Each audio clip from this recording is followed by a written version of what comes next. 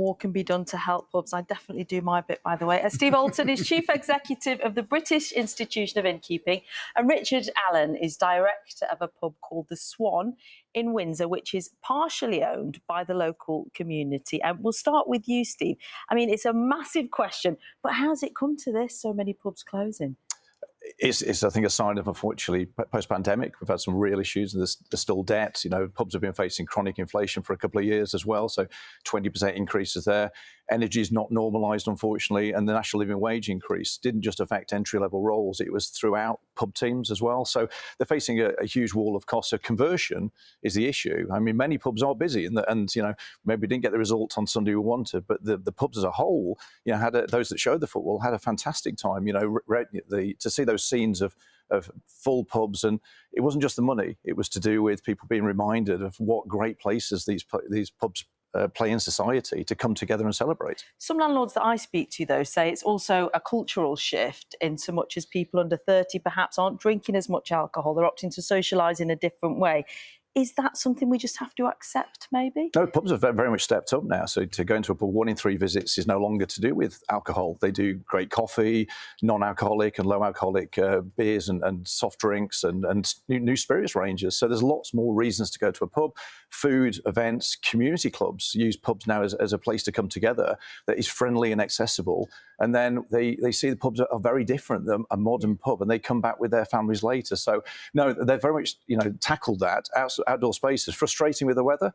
During the pandemic, they invested hugely in outdoor spaces, and you saw some of those being used during the football as well. But let's get some sunshine and get the pubs packed again, because they do offer now something that appeals to all types of customers. Let's go to the pub. Let's go to the Swan at Windsor and speak to Richard. Hi, morning, Richard. Your pub has been saved partly by the community. Tell us how they've done it there. Yeah, so I mean, it's been quite a long journey, but going back to 2015. But I'm the CEO of a charity called the Green Room, and we run alternative schools for young people who've fallen out of mainstream education. And we were looking for something that is, like Steve says, more than a pub, a place for our youngsters to learn and to become part of the community. And then we joined with a local brewery because we didn't know how to run a pub. So we sort of got our business plan together.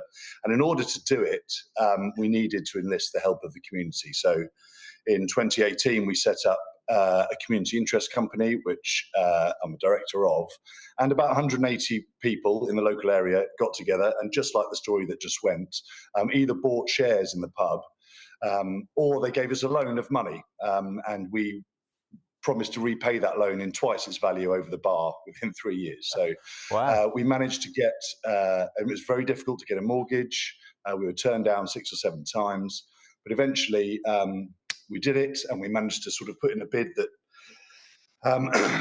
took away the competition of developers and everything like that, and we got the keys in February 2019. In fact, it's our 5th birthday. Oh, well, happy birthday.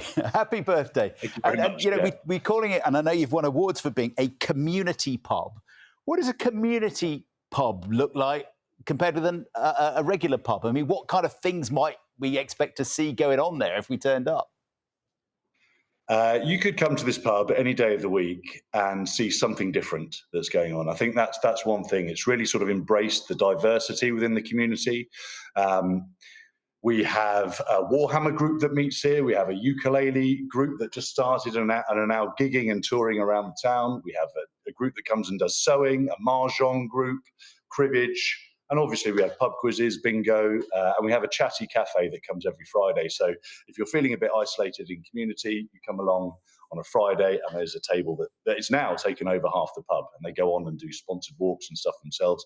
So there really is something different and something for everyone. And if you come on a Thursday, the pub is run by our students here at the Green Room College, and they take over the pub. They work in the kitchen, behind the bar, they do front of house. We've got a shop called the Epic Emporium, which they sell their own crafts and bits and produce from our allotment and stuff like that.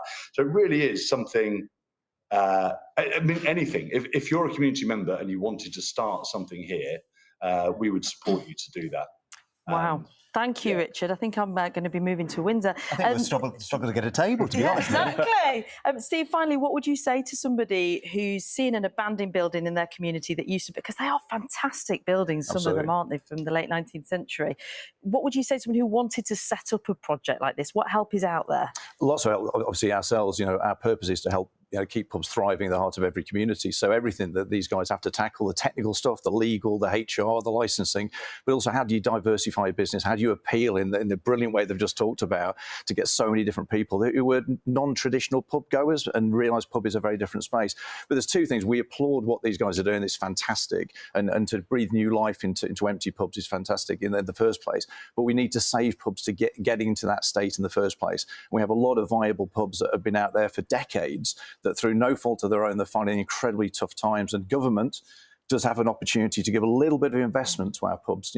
Short-term business rates relief falls away in March next year. That's a huge bill that's going to come in if we don't tackle that. So we need an early announcement from government and just to level up the playing field on taxation. For every £3 you give to these guys across the bar, £1 goes to the taxman. That's too much. We need to bring that down and reduce that. We have to leave it there. Steve, Richard, cheers. Thank you very much indeed. Good luck. It's got me right in the mood.